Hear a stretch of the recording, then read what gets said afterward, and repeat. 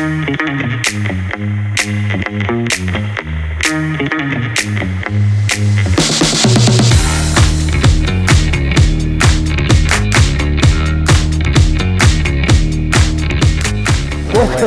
what's going on, dude? Good to see you. Welcome to you. Thank you very much. What do you have on your wrist? What do we have? Oh, yeah, dude. Looking good. You're looking good as well, man. Okay. I love it. Okay, let's go. Let's go. So Volker, let's talk a little bit about the Sinn 155 Bundeswehr watch. The original watch was made by Leonidas back in 1967, and this was a watch that was created for the West German Defense Force, which was an incredible time because in the late 60s, this is the height of the Cold War, yep. And I would imagine that German pilots were wearing these as they were patrolling the borders between what was Germany and the USSR. Yeah, Leonidas was bought from Heuer, and the watches carry the Heuer logo, the later versions, on the dial. The first one has the Leonidas logo, also for the Italian Air Force. And when they were phased out, they had the Heuer logo on the dial, also the 3H symbol. And Helmut Sinn, who was a supplier to the German Air Force for cockpit watches, bought them from the remaining stock of the Air Force and decided to sell them under his own name.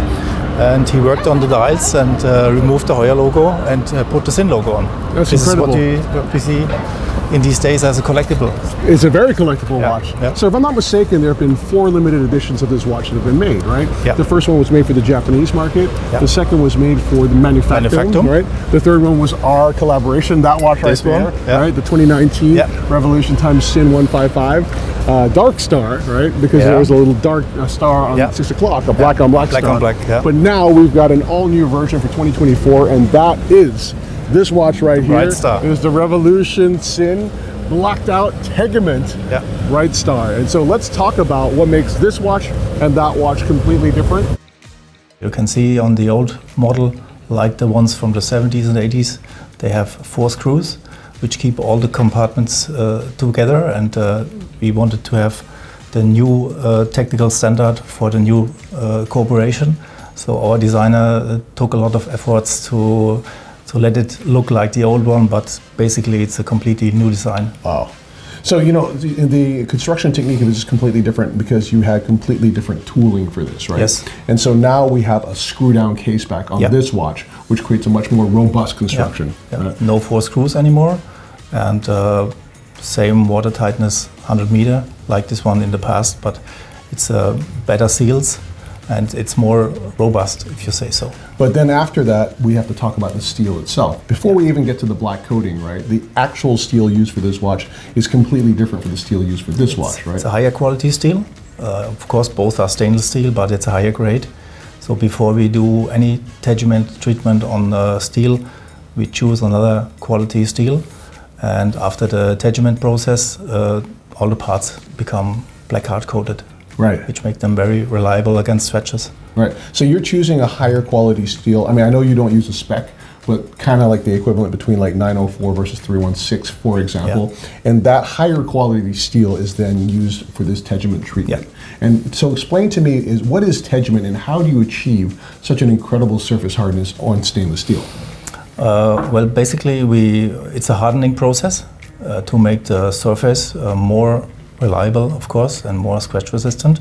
There are also Tegimented watches without the black hard coating, but the combination with the black hard coating is always required by using Tegimented steel. Okay, and this is a heat treatment that causes the surface hardness of steel to go from around 300 Vickers to around 1200. Around 1200. I mean, that's crazy, right? Yeah. That's like more than 4 times the original surface hardness of stainless steel, right? But then people will ask, like, but you've applied a black coating to it anyway. Yeah. So why does it matter that the underlying steel is so hard? But there's a reason for that. Yes. Because the black coating adheres much better to a Tegimented steel case because the underlying steel is close to the surface hardness of the black coating, right? You don't get the eggshell effect. We call it eggshell effect. When we see watches from the past which don't have the hardened steel, they crack. If you push it somewhere to an edge, the PVD is very strong and the surface underneath is softer, and so the black hard coating breaks out and you see the white markings. which will not happen on the watches with Tegiment. You know, you see this sometimes in watches that are the early PVD watches from like the 1970s and the 80s, right? And there's these experiments to making black watches, which is, you know, very admirable. It's cool, right? Yeah.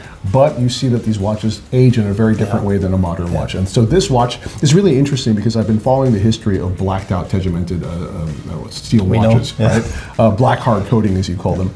And I've never seen a Sinn with this coating actually scratched. Like, it's incredible. You don't see anything. I've never personally, and I know a lot of people that have the black hard-coated Sinn watches.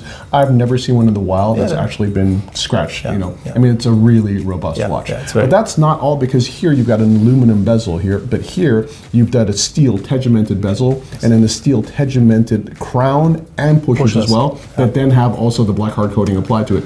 Because if you're going to do a case, you have to do everything in this material, right? Anything black you see on the new watch is with Tegiment and with black hard coating. Right. So we didn't leave anything out. The case back, middle part, as you said, pushers, crown, and the bezel is very important because it's the first time we have a sliding pilot's bezel, which is also captive. Ah, right. So if I'm not mistaken, these old watches, you could take like a tool and pop the bezel off, right? Here they're actually captured by these three screws, and you can see one just at 6 o'clock. So those actually have to be unscrewed if you want to remove the bezel. And that's just an added layer of protection, right? I mean, you made this like really over-engineered. Yeah, that's what we wanted to do. So we said, okay, when we make a new design of the case, and what can we bring in with our technology and also the captive bezel, is a feature which we have in many of our watches, but the first time on a pilot's bezel with sliding function, so in both directions. And you know, it's super smooth at the same time, but the fact that it's captive, the fact that it's locked into place, cannot pop off, is really cool, right? So you've got, you know, the maximum of like robustness and engineering in this. And to add to that, as you mentioned when we first sat down, here you have an acrylic crystal, right? So you can actually you hear the sound.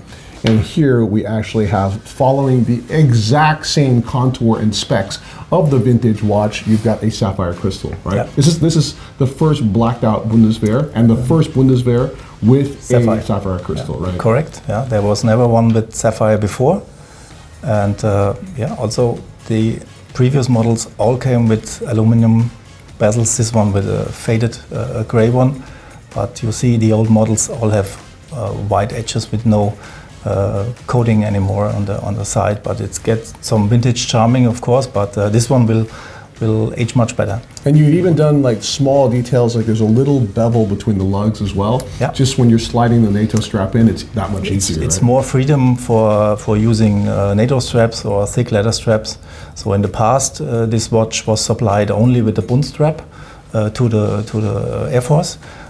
But later NATO straps became very popular. This is why we also had a NATO strap for the first edition, and of course also one for the second edition, which you see now. So the first time we had 2 different spring bars delivered with the watch, thinner spring bars for the use with the NATO strap, with the NATO strap. And for the new model, we don't need 2 different thick spring bars, because there is the beveled edge, which gives more freedom to both straps, the Bund strap and the textile strap. That's really cool. You know, the other thing I want to discuss a little bit is the styling of the watch, right? So here we specifically chose the syringe-shaped hands, right? And we took the superluminova and we colored it this kind of ecru color to represent 3 particles of hydrogen, i.e. tritium, when it's been aged over many decades, right? But here we wanted to make a fully modern watch. So we've taken superluminova, the brightest superluminova we could find, and kept it in pure clean white. But Volker, tell me about the hands that are on this version, our new like Bright Star blacked out version, because they're sword hands and they're very different from these syringe-shaped hands. Yes, we wanted to bring into the new design the original shaped hands from the earliest watches from the 70s and 80s. It's the first time we use this set of hands, and also of course the Concorde stop second is a key feature of the watch. We used it on the syringe hand set here, but the original style hands has been never used before.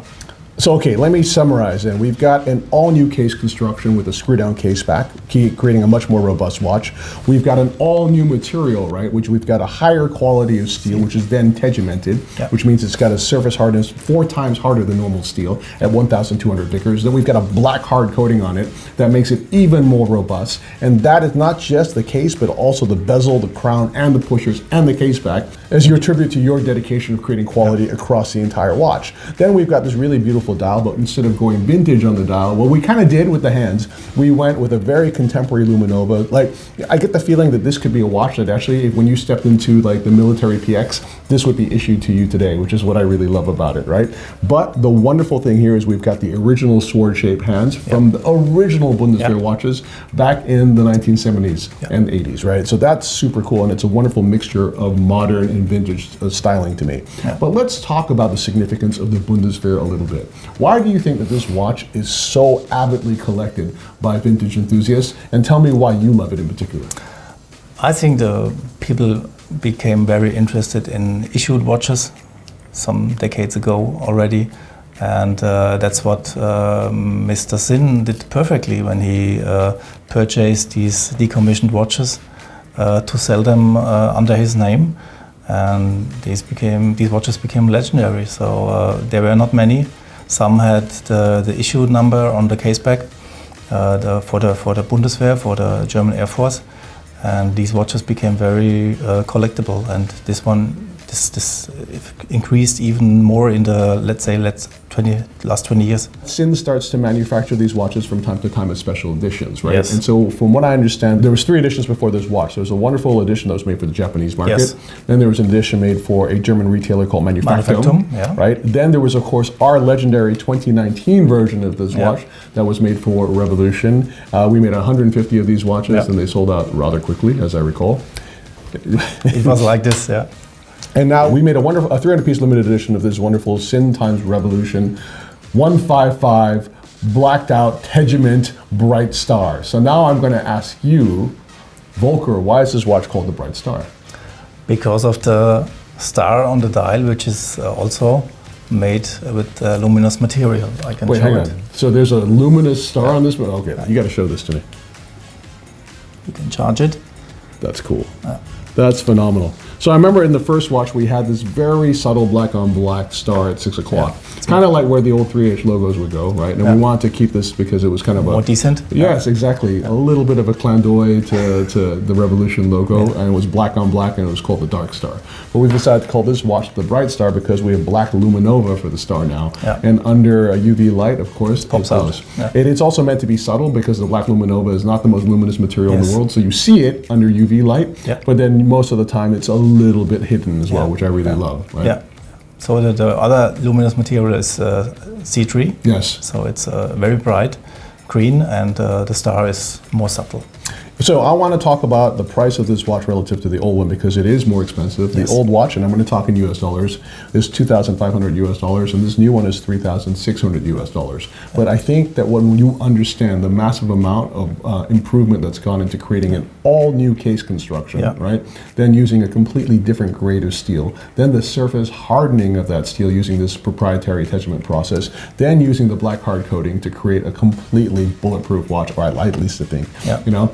Then you have, from a styling perspective, the addition of these wonderful sword hands from the very original watches. And then let's go to the tegimented steel bezel, crown, and pushers and case back with this incredible integrity of construction, right? I think it's actually, and of course the sapphire crystal, also in exactly the same shape and contour as the original acrylic crystal. I think it's actually still a strong value proposition. Would you agree, and why is that important to you at Sinn? Absolutely, yeah. And for the fact that we don't create black chronographs that much. You rarely see one in the past. You saw the EZM 1.1S. I love that watch. A couple of years ago, and this came with an in-house movement, of course, but black chronographs from Sinn are rare. Yeah. And then last thing I want to discuss, and I mean, again, I'm just using my collector brain here for a second. Collectors invariably look at the secondary or resale prices of their watches, right? So if you look at the original 1550, those watches are actually hitting close to $20,000 US, right? But if you look at even the Japanese edition, the manufacturing edition, the Revolution edition, all of those watches are trading at a premium from their original retail price. All went up. Right? And all of them are trading at probably a price that is higher than the retail price of this watch. Yeah. So I would just say that if that is one of your considerations, if you do your research as we have, I clearly have, I think you're going to be safe with this. I know you're not supposed to talk about watches as an investment, but I think that way. So I just wanted to put it out there anyway. So Volker, I got to thank you so much for bringing that watch, the 2019 version, to me, this watch, the 2024 version, and thank you so much for this partnership. It's going to be 300 watches, 150 will be launched on our website, followed by later in April on the 19th, if I'm not mistaken, will be launched on the remaining 150 watches. Do you think that the watches will sell well, sir? I'm pretty sure, I would say. From the last result, it was a bit unexpected for us, but I think the interest is pretty high, and from what I heard from my colleagues, they were all saying it looks pretty good, and the price point is good compared to other watches with similar technologies.